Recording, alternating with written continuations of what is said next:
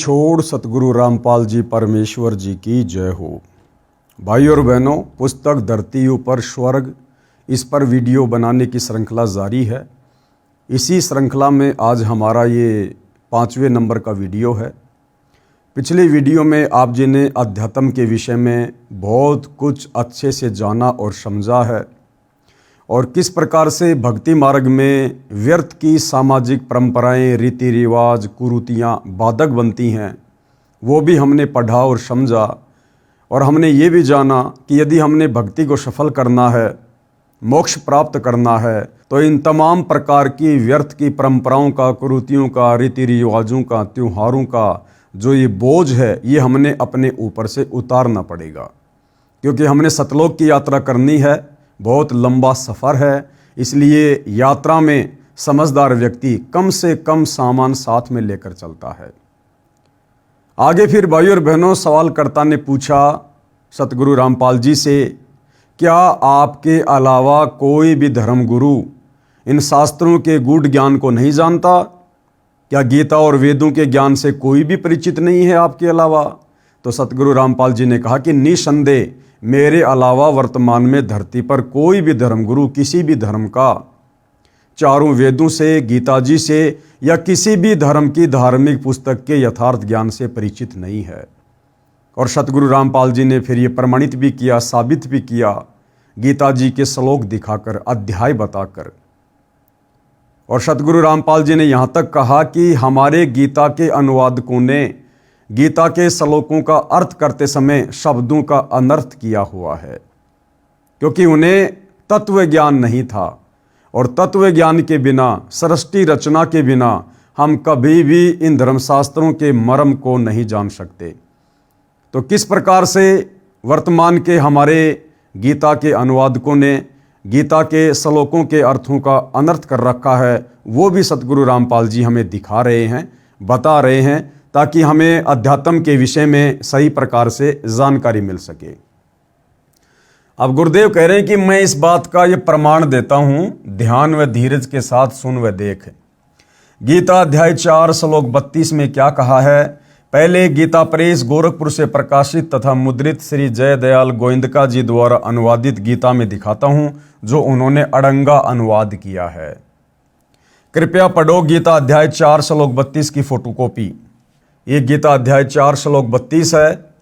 एवं बहुविधा यज्ञा वितता ब्रह्मणे मुखे कर्म जान विधि तान सर्वान एवं ज्ञात्वा विमोक्षसे। इस प्रकार और भी बहुत तरह के यज्ञ, यानी गीता ज्ञान देने वाला अर्जुन को कह रहा है, समझा रहा है कि हे अर्जुन, इस प्रकार और भी बहुत तरह के यज्ञ मानी धार्मिक अनुष्ठानों की जानकारी वेद की वाणी में विस्तार से कहे गए हैं। यहाँ पर भाई और बहनों, ये जो शब्द है ब्रह्मणे, इसका अर्थ गीता अनुवादकर्ता ने अपनी ज्ञानहीनता के चलते वेद की वाणी कर दिया, जबकि यहाँ पर ब्रह्मणे शब्द का अर्थ होता है सच्चिदानंद घन ब्रह्म, यानी परमात्मा, पूर्ण परमात्मा, कबीर देव, परम अक्षर ब्रह्म। इस प्रकार और भी बहुत तरह के यज्ञ परमात्मा यानी सच्चिदानंद घन ब्रह्म की वाणी में, यानी उनके तत्व ज्ञान में, उस कबीर वाणी में, जो कबीर वाणी परमात्मा ने अपने मुख कमल से बोली है, उसमें विस्तार से कहे गए हैं। उन सब को तू मन, इंद्रिय और शरीर की क्रिया द्वारा संपन्न होने वाला जान। इस प्रकार तत्व से जानकर उनके अनुष्ठान द्वारा तू कर्म बंधन से सर्वदा मुक्त हो जाएगा। लेकिन गीता के अनुवादकर्ता ने गीता अध्याय 4 श्लोक नंबर 32 में इस ब्रह्मणे शब्द का गलत अर्थ कर दिया। ब्रह्मणे शब्द का अर्थ कर दिया वेद की वाणी, जबकि ब्रह्मणे शब्द का यथार्थ अर्थ है सच्चिदानंद घन ब्रह्म, यानी पूर्ण परमात्मा, कबीर साहिब की वाणी में, उनके तत्व ज्ञान में, उनके सूक्ष्म वेद में, कबीर सागर में विस्तार से सारे धर्म कर्म की जानकारी दी गई है। अब गुरुदेव भगवान ने इसका यथार्थ अनुवाद हमें समझाया है। इस अनुवाद में कई शब्दों के अर्थ गलत किए हैं, ब्रह्मणे शब्द का अर्थ वेद की तथा मुखे का अर्थ वाणी में किया है, जो गलत है। गीता अध्याय 17 श्लोक 23 में भी ब्रह्मणे शब्द है, वहां इसी अनुवादक ने अर्थ ठीक किया है। ब्रह्मणे का अर्थ सच्चिदानंद घन ब्रह्म किया है। यदि गीता अध्याय 4 श्लोक 32 में ब्रह्मणे का अर्थ सच्चिदानंद घन ब्रह्म किया जाए तो सही सरलार्थ हो जाता है, जो इस प्रकार बनता है। कैसे? जो गुरुदेव भगवान ने हमें समझाया है। परमेश्वर सबसे ऊपर के लोक में निवास करता है, वहां से चलकर पृथ्वी पर आता है। यथार्थ अध्यात्म ज्ञान यानी तत्व ज्ञान अपने मुख कमल से बोली वाणी में बताता है। अगर वेद की वाणियों में ही कंप्लीट अध्यात्म होता, तत्व ज्ञान होता, तो कबीर परमेश्वर को शतलोक से चलकर पृथ्वी पर प्रकट होकर अपने मुख कमल से तत्व ज्ञान के माध्यम से धर्म कर्म की जानकारी देने की आवश्यकता नहीं थी। तो वो परमात्मा यथार्थ अध्यात्म ज्ञान यानी तत्व ज्ञान, सूक्ष्म ज्ञान अपने मुख कमल से बोली वाणी में बताता है। एवं इस प्रकार बहुविधा बहुत प्रकार के यज्ञामानी धार्मिक अनुष्ठानों यानी यज्ञों पूजाओं का ज्ञान ब्रह्मणे यानी सच्चिदानंद घन ब्रह्म यानी परम अक्षर ब्रह्म के मुखे यानी मुख कमल से उच्चारित वाणी में यानी तत्व ज्ञान में विस्तार से कहा है। उन सब को कार्य करते करते किया जा सकता है, ऐसा जान। उन सब क्रियाओं को जानकर तू सर्वदा बंधन से मुक्त हो जाएगा। यानी उस तत्व ज्ञान के आधार से साधना पूजा करने के कारण तू कभी फिर जन्म मरण में नहीं आएगा। इस प्रकार तू मोक्ष प्राप्त करेगा। विशेष इन्हीं अनुवादकों ने गीता अध्याय 16 श्लोक 1 में यज्ञ का अर्थ प्रसंगवश धार्मिक पूजा व धार्मिक अनुष्ठान किया है, और इस गीता अध्याय 4 श्लोक 32 में भी यज्ञ का अर्थ पूजाओं किया जाए तो सरलार सही हो जाता है। अनुवादक ने यज्ञ का अर्थ यज्ञ किया है, यहां धार्मिक पूजाओं व अनुष्ठानों करना चाहिए। यानी गीता अनुवादकर्ताओं ने अर्थों का भी अनर्थ किया हुआ है अपनी नासमझी के चलते। गीता अध्याय 4 श्लोक 34 का इन्हीं अनुवादकों ने अनुवाद ठीक किया है, जिसमें कहा है कि उस तत्व ज्ञान को तू तत्वदर्शी ज्ञानियों के पास जाकर समझ। उनको भली भांति दंडवत प्रणाम करने से, उनकी सेवा करने से और कपट छोड़कर सरलता पूर्वक प्रसन्न करने से वे परमात्म तत्व को भली भांति जानने वाले ज्ञानी महात्मा तुझे उस तत्व ज्ञान का उपदेश करेंगे। गीता अध्याय 4 श्लोक 34। कृपया पढ़िए गीता अध्याय 17 श्लोक 23 की फोटोकॉपी, जिसमें ब्रह्मणे का अर्थ सच्चिदानंद घन ब्रह्म किया है। यानी जिस अनुवादकर्ता ने ब्रह्मणे शब्द का गलत अर्थ गीता अध्याय 4 श्लोक 32 में कर दिया, उसी ब्रह्मणे शब्द का सही अर्थ उसने गीता अध्याय 17 श्लोक नंबर 23 में सही किया है। ओम तत् सत इति निर्देशे ब्रह्मणे त्रिविध समर्तय ब्राह्मणा तेन वेद्या च यज्ञा च विहिता च पुरा। इस श्लोक में अनुवादकर्ता ने ब्रह्मणे शब्द का अर्थ बिल्कुल सही किया है, यानी सच्चिदानंद घन ब्रह्म। और इसी ब्रह्मणे शब्द का अर्थ यदि गीता अध्याय 4 श्लोक 32 में भी सच्चिदानंद घन ब्रह्म कर देता तो उस श्लोक का परफेक्ट अनुवाद होता। ओम तत् सत, ऐसे यह 3 प्रकार का, अब देखो यहां ब्रह्मणे शब्द है, इसका अर्थ बिल्कुल सही किया है, यानी ओम तत्सत इस प्रकार ये 3 प्रकार का सच्चिदानंद घन ब्रह्म का नाम कहा है, यानी पूर्ण परमात्मा का नाम है, मंत्र है जपने का।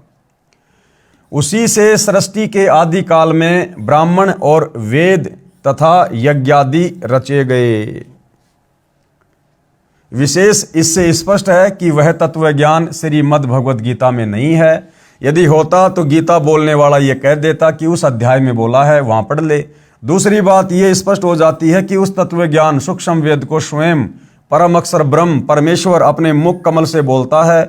उस तत्व ज्ञान बताने वाले तत्वदर्शी संत महात्मा की पहचान गीता अध्याय 15 श्लोक 1 में बताई गई है। क्या पहचान बताई गई है?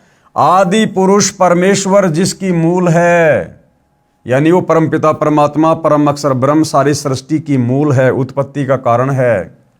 उस ऊपर को मूल जाने, नीचे को शाखा वाले जिस संसार रूप पीपल के वृक्ष को अविनाशी कहते हैं, उसके सब भागों के जो तत्व से जानता है, यानी उस संसार रूपी वृक्ष के सभी विभागों को जो तत्व से जानता है, वह वेद के तात्पर्य को जानने वाला वेदवित यानी तत्वदर्शी संत है। परमेश्वर कबीर जी सबसे ऊपर के लोक शतलोक में सशरीर चलकर पृथ्वी पर आए, अपने मुख से वाणी बोली जो सूक्ष्म वेद तत्व ज्ञान है। उसमें कहा है, कबीर अक्सर पुरुष एक पेड़ है, निरंजन वा की डार, तीनों देवा शाखा हैं, पात रूप संसार। अर्थात इस संसार रूपी वृक्ष का जो भाग धरती से ऊपर होता है वह तना तो अक्सर पुरुष है। यानी गीता अध्याय 15 श्लोक नंबर 16 में जो दो भगवान बताए गए हैं, क्षर और अक्षर। अक्षर पुरुष यानी जिसके पास सातसंग ब्रह्मांड है, वो भक्ति रूपी पेड़ का तना है, और उसकी एक डार क्षर पुरुष जानो, यानी ये काल ज्योति निरंजन। वो क्षर पुरुष रूप डार पर लगी तीन देवताओं यानी रजगुण ब्रह्मा, सतगुण विष्णु तथा तमगुण शिव रूप शाखा जानो। उन शाखाओं पर लगे पत्तों को संसार के प्राणी जानो। आगे आपको विस्तार से वो चित्र दिखाकर भी समझाया जाएगा। गीता अध्याय 15 श्लोक 1 व 3 का ये सारांश है। इससे यह स्वयं सिद्ध है कि कबीर जी सच्चिदानंद घन ब्रह्म यानी परम अक्षर ब्रह्म हैं। उनके द्वारा बोला गया ज्ञान तत्व ज्ञान सूक्ष्म वेद है। अधूरे ज्ञान के कारण आपको यह भी शंका होगी कि जड़ यानी मूल कौन है तथा अक्षर पुरुष और क्षर पुरुष का वहां कहां प्रमाण है। उसके लिए सुनो, इस संसार रूप वृक्ष की मूल परम अक्षर ब्रह्म है, जिसका प्रमाण गीता अध्याय 8 श्लोक 3, 8 और 10 में है, जो पहले इसी पुस्तिका में बताया गया है। कहा कि गीता अध्याय 8 श्लोक 9 में जो कबीर देव अनादि है, सबका नियंता, सूक्ष्म से अति सूक्ष्म यानी सर्वशक्तिमान है, सर्वस्य धातारम यानी सबका धारण पोषण करने वाला है, अचिंत्य स्वरूप सूर्य के सदृश स्वयं प्रकाशित है, अविद्या से अति परे यानी अज्ञानियों की पहुंच से दूर, शुद्ध सच्चिदानंद घन परमेश्वर है। जो उसका सुमरण करता है वह उसी को प्राप्त होता है। गीता अध्याय 8 श्लोक नंबर 9 का ये सारांश है। इससे स्पष्ट हुआ है कि परम अक्षर ब्रह्म संसार रूप वृक्ष की जड़ है, क्योंकि मूल से ही पेड़ का धारण पोषण होता है। अब आगे अध्याय 15 श्लोक 16-17 में तीन पुरुषों यानी प्रभुओं का प्रमाण है। पढ़ो इन दोनों श्लोकों की फोटोकॉपी में, जिनमें कहा है कि अक्षर पुरुष व क्षर पुरुष तथा इनके लोकों के प्राणी नाशवान हैं। गीता अध्याय 15 श्लोक 16। इन दोनों से अन्य परम अक्षर पुरुष है जो अविनाशी परमेश्वर है, परमात्मा कहा जाता है, सबका धारण पोषण करने वाला है। गीता अध्याय 15 श्लोक 17। तो सबसे पहले पढ़ेंगे गीता अध्याय 15 श्लोक 1 की फोटोकॉपी। आदि पुरुष परमेश्वर मूल वाले यानी कबीर परमात्मा इस भक्ति रूपी पेड़ की मूल है, जड़ है, जिससे सबका पालन पोषण होता है। आदि पुरुष परमेश्वर मूल वाले और ब्रह्मा रूप मुख्य शाखा वाले। यहां पर यह गलत अनुवाद कर दिया गया है अनुवादकर्ता के द्वारा। जिस संसार रूप पीपल के वृक्ष को अविनाशी कहते हैं, वेद जिसके पत्ते कहे गए हैं, उस संसार रूप वृक्ष को जो पुरुष मूल सहित तत्व से जानता है वह वेद के तात्पर्य को जानने वाला है। विशेष इस फोटोकॉपी के अनुवाद में भी गलतियां हैं, परंतु फिर भी सार स्पष्ट है। गलती क्या है? अधय शाखम का अर्थ ब्रह्मा रूप मुख्य शाखा वाले किया है, जबकि अधय का अर्थ होता है नीचे और शाखा यानी शाखा अर्थ सीधा है। ये उनकी अज्ञानता की झलक है। गीता अध्याय 15 श्लोक नंबर 16 की फोटोकॉपी, जिसमें दो भगवान बताए गए हैं, क्षर और अक्षर। दो इमो पुरुषें लोके यानी इस संसार में दो पुरुष दो भगवान है। एक क्षर है च अक्षर, दूसरा अक्षर है। एवं च क्षर सर्वाणी भूतानी कूटस्थ अक्षर उच्चते। इस संसार में नाशवान और अविनाशी भी ये दो प्रकार के पुरुष हैं यानी भगवान हैं। एक क्षर पुरुष यानी ये काल 21 ब्रह्मांड का स्वामी, दूसरा अक्षर पुरुष यानी ये 7 संग ब्रह्मांड का स्वामी। इनके संपूर्ण भूत प्राणियों के शरीर तो नाशवान है और जीव आत्मा अविनाशी कहा जाता है। ये दोनों भगवान भी क्षर पुरुष और अक्षर पुरुष और इन दोनों के लोक में रहने वाले सभी प्राणी ये सब नाशवान हैं, परंतु आत्मा सबकी अविनाशी है। फिर आगे जो अविनाशी परमात्मा है उसके विषय में बताया गया है, जो इन दोनों से सर्वश्रेष्ठ उत्तम परमात्मा है। गीता अध्याय 15 श्लोक 17, उत्तम पुरुष तू अन्य, उत्तम पुरुष यानी सर्वश्रेष्ठ परमात्मा तो इन दोनों से अलग है। परमात्मा इति उदाहरत है, जिसको वास्तव में भगवान कह सकते हैं। ये लोक तरम अवश्य विवर्ती अवय ईश्वरे, जो तीनों लोकों में प्रवेश करके सबका धरण पोषण करता है।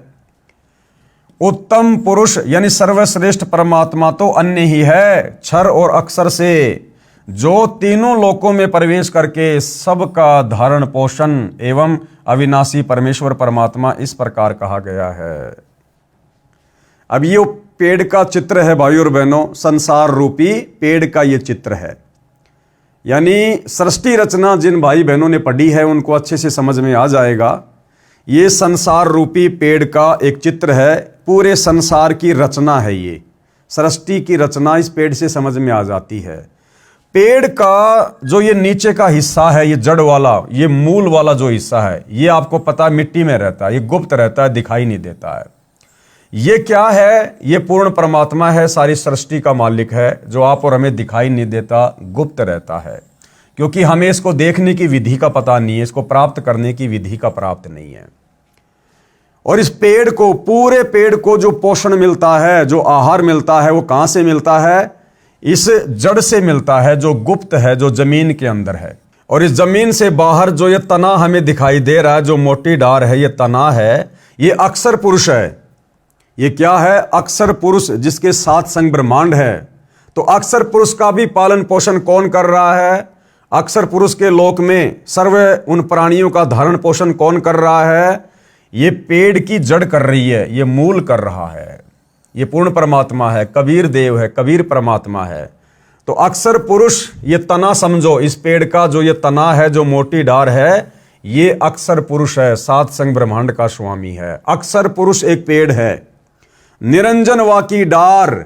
और इस पेड़ के इस तने से जो ये मोटी डार निकल रही है, एक जो मोटी डार निकल रही है, ये है क्षर पुरुष, काल ब्रह्म, ज्योति निरंजन, जिसके साथ संग ब्रह्मांड है। यानी अक्षर पुरुष तो ये हो गया, अक्षर पुरुष एक पेड़ है, और निरंजन वाकी डार, इस तने से जो मोटी डार निकल रही है, ये क्षर ब्रह्म है, क्षर पुरुष है, ज्योति निरंजन है, ब्रह्मा विष्णु महेश का पिता है, दुर्गा का पति है, ये काल है, जो गीता का ज्ञान श्री कृष्ण में प्रवेश करके बोल रहा है।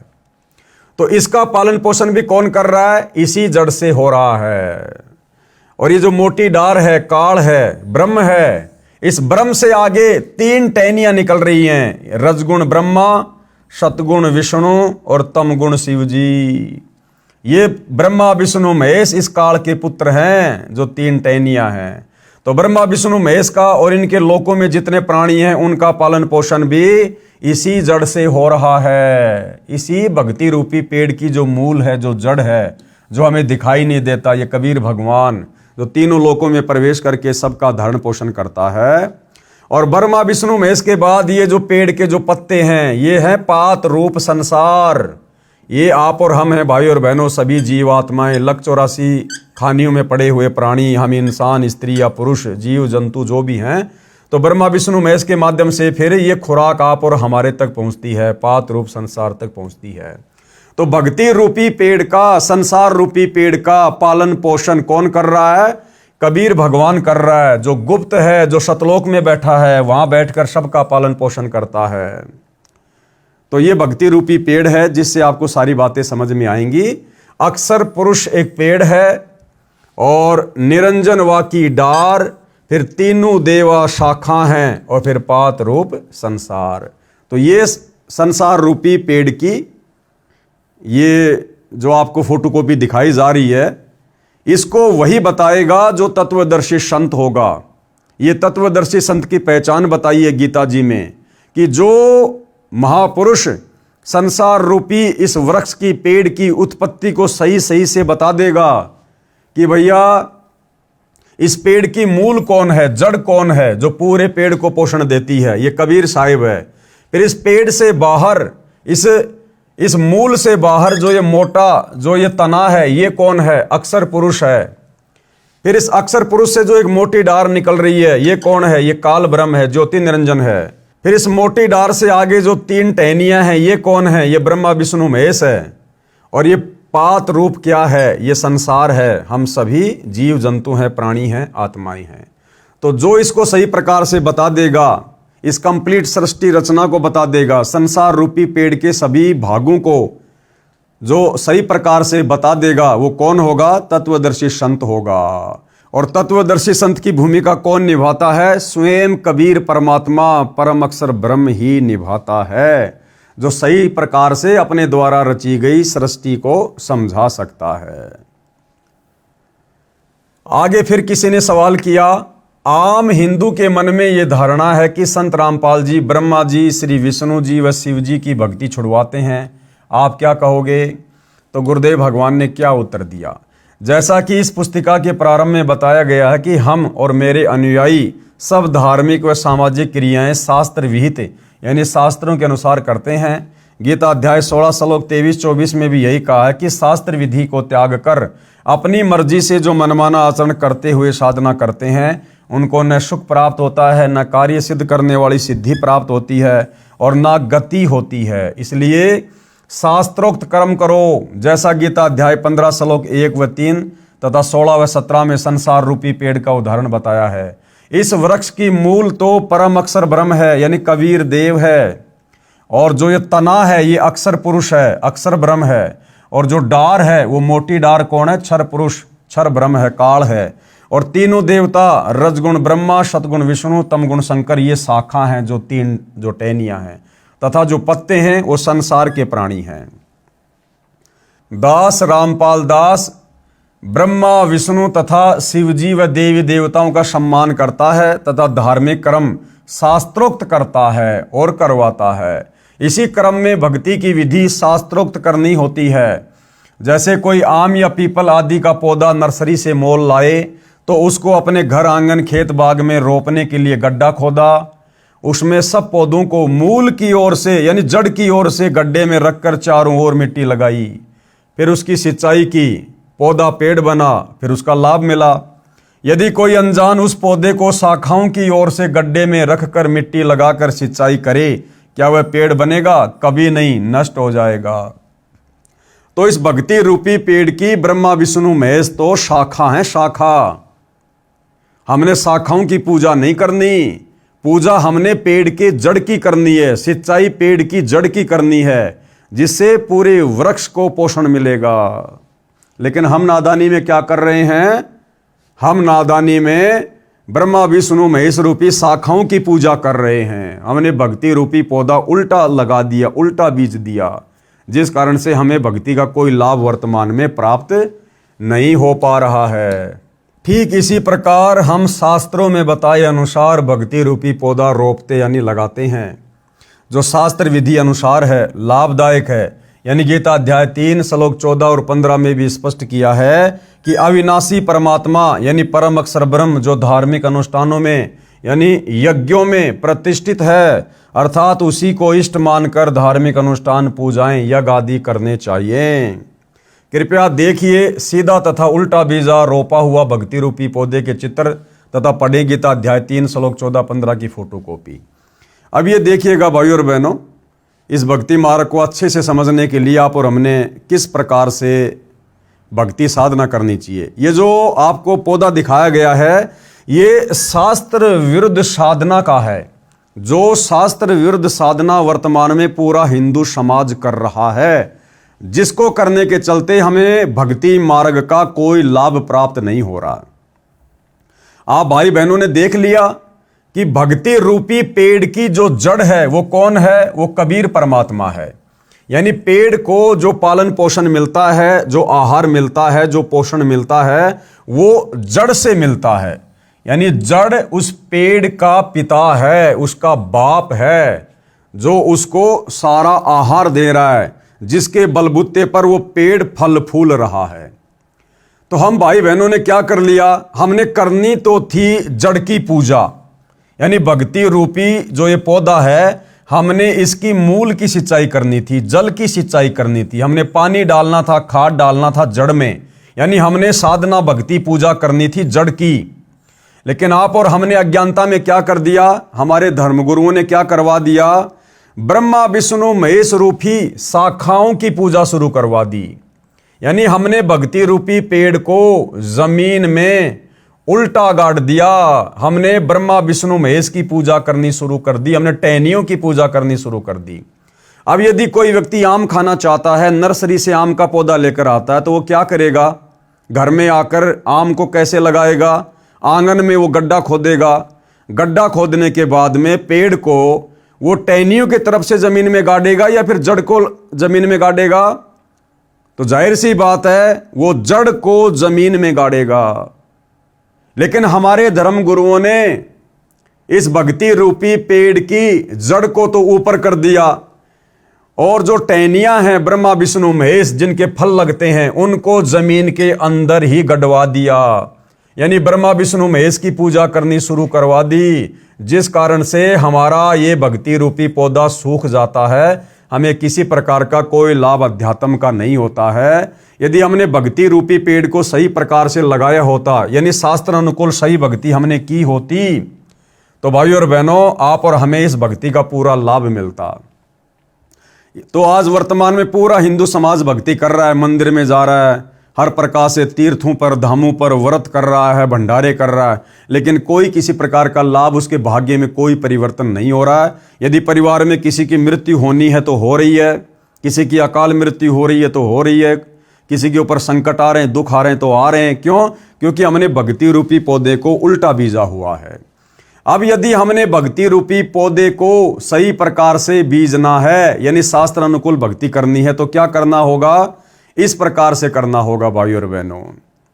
क्योंकि ये भक्ति रूपी पेड़ है, इसकी जो जड़ है वो पूर्ण परमात्मा है, कबीर साहिब है, जो तीनों लोकों में प्रवेश करके सबका धारण पोषण करता है। गीता अध्याय 15 श्लोक नंबर 17, उत्तम पुरुष तु अन्य परमात्मा इति उदारते ये लोक तरम अवश्य विभर्ति अवेश्वरे।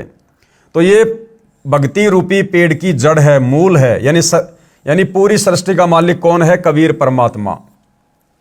तो हमने उस कबीर परमेश्वर जी की पूजा करनी चाहिए, अपना इष्ट मानकर कबीर भगवान की हमने पूजा करनी चाहिए। जब कबीर भगवान की पूजा करेंगे तो ये खुराक कहाँ जाएगी, ये पेड़ का जो ये तना है, जो जमीन से बाहर है, मोटी डार, जो अक्षर पुरुष है, ये खुराक यहां जाएगी। अक्षर पुरुष से फिर खुराक कहाँ जाएगी, ये काल है, जो मोटी डार है, ये काल है, क्षर पुरुष है, ज्योति निरंजन है, ये ब्रह्मा विष्णु महेश का पिता है, यहां जाएगी। और फिर इस डार से, यानी इस काल ब्रह्म से फिर ये भक्ति रूपी खुराक कहाँ जाएगी, इस मोटी डार से जो 3 टहनियां निकल रही हैं, रजगुण ब्रह्मा, सतगुण विष्णु, तमोगुण शिव जी, इन तीनों देवताओं के पास हमारा संस्कार जाएगा। क्यों? क्योंकि हमने पूजा किसकी की, पूर्ण परमात्मा कबीर साहिब की हमने पूजा की, शास्त्र विधि अनुसार हमने पूजा की, इष्ट मानकर। तो हमारे संस्कार बनेंगे, फिर हमारे संस्कार परमात्मा ऐसे भेजेगा अक्षर पुरुष के माध्यम से, फिर ये इस काल के पास आएंगे, काल से फिर हमारे संस्कार ब्रह्मा विष्णु महेश के पास आएंगे, और फिर इन्हीं टहनियों के फिर फल लगेंगे, और फिर हम पात रूप संसार, हम फिर इसका आनंद भोगेंगे, यानी भक्ति का लाभ उठाएंगे। तो हमने पूजा तो करनी चाहिए थी पूर्ण परमात्मा कबीर साहब को इष्ट मानकर, और हमारे नादान धर्म गुरुओं ने हमारे से पूजा शुरू करवा दी ब्रह्मा विष्णु महेश की 3 शाखाओं की। और यदि हम इन 3 शाखाओं को, जिनके फल लगते हैं, यदि हम इनको जमीन में गाड़ देंगे और सोचेंगे इसके आम लगेंगे, कभी नहीं लगेंगे, ये पेड़ हमारा सूख जाएगा। तो हमने इस प्रकार से शास्त्र अनुकूल साधना करनी पड़ेगी भाई और बहनों, तब जाकर हम अध्यात्म का लाभ उठाएंगे, हमारी मुक्ति होगी। गीता अध्याय 3 श्लोक 14-15 की फोटोकॉपी। संपूर्ण प्राणी अन्न से उत्पन्न होते हैं, यानी अन्न खाकर ही हम जिंदा रहते हैं। अन्न की उत्पत्ति वृष्टि से, यानी वर्षा से होती है, और वृष्टि किससे होती है, यज्ञ करने से होती है, और यज्ञ विहित कर्मों से उत्पन्न होने वाले हैं। विहित कर्म यानी शास्त्र अनुकूल साधना करने से। यहाँ पर ये वेद लिख दी है यहाँ पर, जो कि ये गलत है।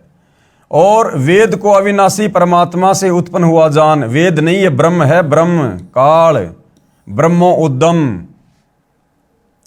इससे सिद्ध होता है कि सर्वव्यापी परम अक्षर ब्रह्म परमात्मा सदा ही यज्ञ में प्रतिष्ठित रहता है। तो जब हम उस कबीर परमात्मा को इष्ट मानकर भक्ति पूजा करेंगे तो हमारे संस्कार बनेंगे, फिर वो संस्कार आप और हमारे पास में ब्रह्मा विष्णु महेश के माध्यम से आएंगे। विशेष गीता अनुवादकों ने इन उपरोक्त श्लोकों के अनुवाद में भी ब्रह्म शब्द का गलत अर्थ वेद किया है, जबकि यहां पर ब्रह्म का अर्थ ब्रह्म ही रहना चाहिए, यानी काल, जिसका भावार्थ है कि सब प्राणी अन्न से उत्पन्न होते हैं, अन्न वर्षा से होता है, वर्षा शास्त्र विधि अनुसार किए जाने वाले यज्ञों धार्मिक पूजाओं से होती है, कर्म इस ब्रह्म यानी काल ज्योति निरंजन क्षर पुरुष से उत्पन्न हुए, तथा ब्रह्म को काल ज्योति निरंजन को तू अविनाशी परमात्मा, जिसका वर्णन गीता अध्याय 2 श्लोक 17, गीता अध्याय 8 श्लोक 3, 8, 10 में तथा गीता अध्याय 15 श्लोक 17 में है, उस परम अक्षर ब्रह्म से उत्पन्न हुआ जान। वही परम अक्षर परमात्मा यानी परम अक्षर ब्रह्म जो सर्वव्यापक है, कबीर देव यज्ञों में प्रतिष्ठित है, यानी इष्ट रूप में मूल रूप में पूज्य है। कबीर परमेश्वर जी ने सूक्ष्म वेद तत्व ज्ञान में बताया है कि कबीर एक साधे सब सदें, सब साधे सब जाए। यदि हम एक कबीर परमात्मा की पूजा करेंगे, भक्ति रूपी पेड़ की मूल की पूजा करेंगे, तो हमें सर्व लाभ प्राप्त होंगे। और यदि हम सबकी पूजा शुरू कर देंगे, उन पत्तों में पानी डालना शुरू कर देंगे, टहनियों में पानी डालना शुरू कर देंगे और जड़ में पानी नहीं डालेंगे, खाद नहीं डालेंगे, तो हमें कुछ भी लाभ नहीं मिलेगा। तो कहते हैं एक साधे सब सदें, पेड़ की जड़ की पूजा करने से पूरा पेड़ फलता फूलता है। एक साधे सब सदे, सब साधे सब जाए, और माली सींचे मूल को फले फूले अगाए। जो ज्ञानी आत्मा होगी, जो ज्ञानी भगत होगा, वो केवल मूल की पूजा करेगा, यानी मूल परमात्मा कबीर देव को इष्ट मानकर पूजेगा, तो भक्ति रूपी पौधा फलेगा फूलेगा, यानी भक्ति के सारे लाभ मिलेंगे, अंत में मोक्ष भी मिलेगा। अर्थात पौधे की मूल को मिट्टी में गाड़कर सिंचाई करने से पौधे के सब भाग, तना, डार, शाखा तथा पत्ते विकास करेंगे। एक के साधने से यानी एक की पूजा करने से सब सद जाएंगे। यदि पौधे को उल्टा रोप कर शाखाओं की सिंचाई करेंगे तो सब नष्ट हो जाएंगे, क्योंकि ये विधि गलत है। इसी प्रकार परम अक्षर ब्रह्म मूल रूप को इष्ट रूप में मानकर पूजा करेंगे तो सब देवता प्रफुल्लित बढ़ेंगे, यानी उनके पास हमारे धर्म कर्म शास्त्र प्रमाणित संग्रहित जमा हो जाएंगे। वे फिर हमारे कर्मों का फल हमें देते रहेंगे और बिना मांगे देंगे। गीता अध्याय 3 श्लोक 10 और 15 तक यही विस्तार पूर्वक बताया है कि शास्त्र अनुसार साधना भक्ति करके देवताओं यानी वृक्ष की शाखा रूपी देवताओं को बढ़ाओ। शास्त्रोक्त विधि से बढ़ाए हुए देवता तुमको बिना मांगे ही फल देंगे। यदि हम किसी फैक्ट्री में काम करेंगे, मेहनत से काम करेंगे, मर्यादा में रह के काम करेंगे, तो ऑटोमेटिक हमारी तनख्वाह बनकर मैनेजर के पास जाएगी और मैनेजर बिना मांगे हर महीने हमें तनख्वाह देगा ही देगा। तो यदि हम पूर्ण परमात्मा को इष्ट मानकर भक्ति करेंगे तो हमारे शुभ संस्कार बनेंगे। हमारे शुभ संस्कारों का फल इन्हीं ब्रह्मा विष्णु महेश के माध्यम से परमात्मा फिर हमें देगा, बिना मांगे देगा, ऑटोमेटिक देगा। जैसे पौधा पेड़ बना तो सब तना, डार, शाखा बढ़ी, विकास हुआ, फिर शाखाओं को फल लगेंगे, बिना मांगे ही लगेंगे। यानी शास्त्र विधि अनुसार साधना करने से हमारे धर्म कर्म बनेंगे। वे इन देवताओं ब्रह्मा विष्णु तथा शिव जी के पास जमा होते रहेंगे। ये कर्म फल ही देते हैं, ईमानदारी से देते हैं, बिना मांगे ही देंगे, क्योंकि हमारे शास्त्र अनुसार भक्ति कर्म है। अन्य जो शास्त्र विधि त्याग कर मनमाना आचरण करते हैं, यानी देवी देवताओं की पूजा करते हैं, ब्रह्मा विष्णु महेश को परमात्मा मान के पूजा करते हैं, उनको कोई धर्म कर्म पुण्य नहीं बनते, उनको कोई लाभ नहीं होता। इसलिए हम परम अक्षर ब्रह्म को इष्ट रूप में प्रतिष्ठित करके शास्त्रोक्त भक्ति करते हैं। कौन? हम सतगुरु रामपाल जी के भगत परम अक्षर ब्रह्म यानी कबीर देव को अपना इष्ट मानकर, और हमें पता चल गया कि वो कबीर देव वर्तमान में संत रामपाल जी के रूप में स्वयं धरती पर प्रकट है। अर्थात संत रामपाल जी के भगत केवल अपने गुरुदेव को इष्ट मानकर पूजा करते हैं, जिस कारण से हमें भक्ति से मिलने वाले सर्व लाभ प्राप्त होते हैं, जिससे सुख भी मिलता है, सिद्धि की प्राप्ति भी होती है, जिससे कार्य सिद्ध होते हैं तथा गति यानी मुक्ति भी होती है। मैं शास्त्र विधि अनुसार भक्ति करने को कहता हूँ, भक्ति छुड़वाता नहीं। तो सतगुरु रामपाल जी क्या कह रहे हैं कि हमारे विषय में जो लोगों की गलत धारणा है कि संत रामपाल जी तो देवी देवताओं की पूजा छुड़वाते हैं, छुड़वाते नहीं बल्कि शास्त्र विधि अनुसार उनकी भक्ति करवाते हैं।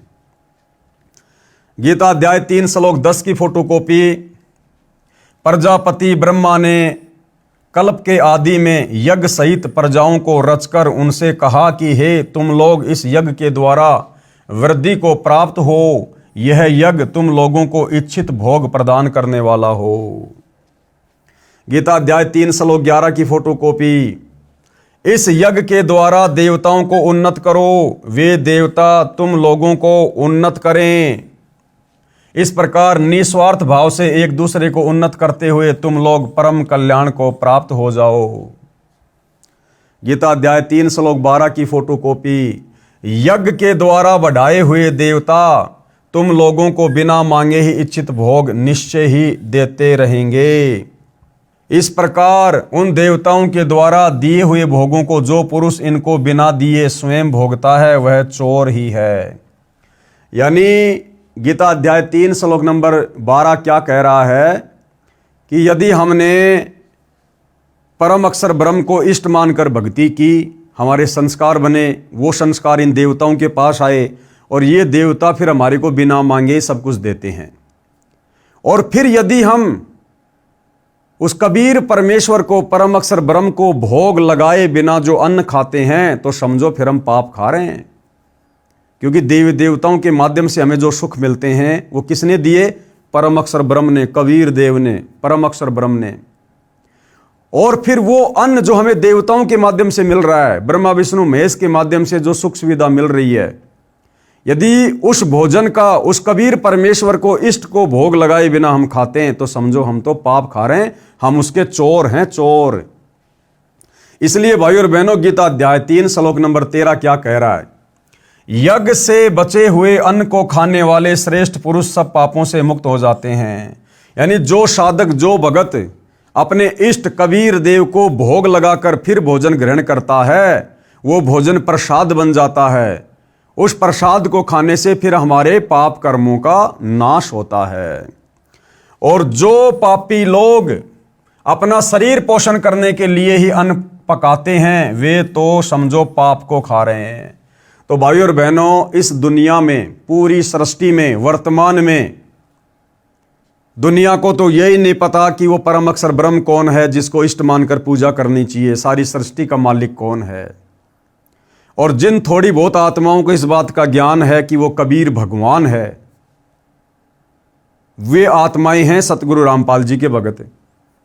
अब सतगुरु रामपाल जी के भक्तों में भी 90% को ये नहीं पता कि वो कबीर परमात्मा वर्तमान में कौन है, कहाँ है, जिसको भोग लगाकर अन्न खाने से हमारे पाप कर्म का नाश होगा। तो वो दया केवल सतगुरु रामपाल जी की चंद आत्माओं के ऊपर हुई है। और वो आत्माएं हैं साध संगति से जुड़े हुए सत्सेवक भाई बहन। क्योंकि सतगुरु रामपाल जी के मार्ग में वर्तमान में 2 पार्ट हो चुके हैं, एक सतलोक आश्रम, दूसरे साध संगति से जुड़े भाई बहन। तो साध संगति से जुड़े भाई बहन प्रतिदिन अपने घर पर अपने गुरुदेव को इष्ट मानकर, पूर्ण परमात्मा मानकर, विधि विधान अनुसार भोग की आरती के साथ भोग लगाकर अन्न ग्रहण करते हैं। यानी वर्तमान में यदि पाप कर्मों का नाश किन्हीं आत्माओं का हो रहा है तो केवल साध संगति से जुड़ी हुई आत्माओं का हो रहा है। हे जेंटलमैन, इस प्रकार गीता को मेरे अतिरिक्त किसी ने नहीं समझाया। कौन कह रहे हैं? सतगुरु रामपाल जी, सारा विवरण देकर। क्योंकि किसी को ज्ञान ही नहीं है। मैं इसलिए कहता हूं कि मेरे अतिरिक्त कोई भी सही साधना करता और करवाता नहीं है। हम अविनाशी परमेश्वर परम अक्षर ब्रह्म की भक्ति इष्ट मानकर करते हैं, जो सबका धारण पोषण करने वाला है, जो गीता ज्ञान बताने वाले से अन्य है, जो पाप काटकर सुखी करता है। उल्टे लटके संसार रूप वृक्ष के चित्र को तथा उल्टे सीधे भक्ति रूपी पौधों के चित्रों को ध्यान से देखो, सब आसानी से समझ आ जाता है। विश्व के मानव से अनुरोध करता हूं कि सारा जहान इसी परमेश्वर की शरण में आए और परम शांति यानी पूर्ण मोक्ष को तथा सनातन परम धाम यानी सत्यलोक को प्राप्त करके सदा सुखी रहे। अधिक जानकारी के लिए निम्न संपर्क सूत्रों पर संपर्क करें। इस पुस्तिका को या अन्य पुस्तक ज्ञान गंगा, गीता तेरा ज्ञान अमृत व जीने की राह आदि को निःशुल्क मंगवाएं। SMS में अपना पूरा पता, फ़ोन नंबर लिखें, पुस्तक आपके घर पहुंच जाएगी। एक बार में एक पुस्तक के लिए SMS करना होगा, एक से अधिक एक SMS पर नहीं भेजी जाएगी। एक पढ़ो फिर दूसरी निःशुल्क मंगाओ। प्रचार प्रसार समिति बरवाड़ा, संपर्क सूत्र ये इनके मोबाइल नंबर हैं। धन्यवाद। सर्व मानव समाज का शुभ चिंतक रामपाल दास, शतलोक आश्रम बरवाड़ा, जिला हिसार, हरियाणा, भारत। तो भाइयों और बहनों, धरती ऊपर स्वर्ग पुस्तक पर वीडियो बनाने की श्रृंखला आज समाप्त हुई, क्योंकि ये छोटी छोटी पुस्तकें हैं, कोई 50 पेज की है, कोई 100 पेज की है, कोई 60 पेज की है। तो हम भगत भाई बहनों ने जो ये वीडियो बनाने की श्रृंखला शुरू की है, हमारा मकसद यही है कि हम भक्ति से दूर बैठे समाज को भी एक संदेशा दें, क्योंकि परमात्मा स्वयं संत रामपाल जी के रूप में धरती पर आए हुए हैं, प्रकट हैं, विद्यमान है। हम उनसे उपदेश लेकर सत भक्ति करके आत्मा का कल्याण करवा सकते हैं। जब तक इस गंदे लोक में रहेंगे, हमें सर्व सुख परमात्मा की मर्यादित भक्ति करने से मिलते रहेंगे।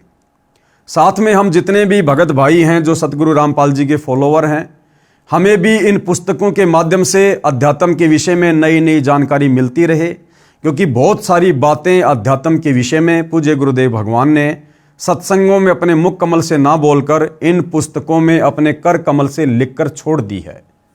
तो वो जानकारी भी हमें प्राप्त होती रहे, हमारा विश्वास भक्ति मार्ग पर बना रहे, और इसी प्रकार से हम मर्यादाओं के साथ गुरु को परमात्मा मानकर, ज्ञान को आधार बनाकर अपनी आत्मा के कल्याण के लिए निरंतर सत भक्ति मार्ग पर दृढ़ बने रहें। तो भाइयों और बहनों, आज इस पुस्तक के ऊपर वीडियो बनाने की श्रृंखला समाप्त हुई। अगली जो पुस्तक है उसका नाम है मानवता का हास तथा विकास। तब तक गुरुदेव भगवान हम सबको आज्ञा दें, आशीर्वाद दें, अनुमति दें। बंदी छोड़ सतगुरु रामपाल जी भगवान की जय हो।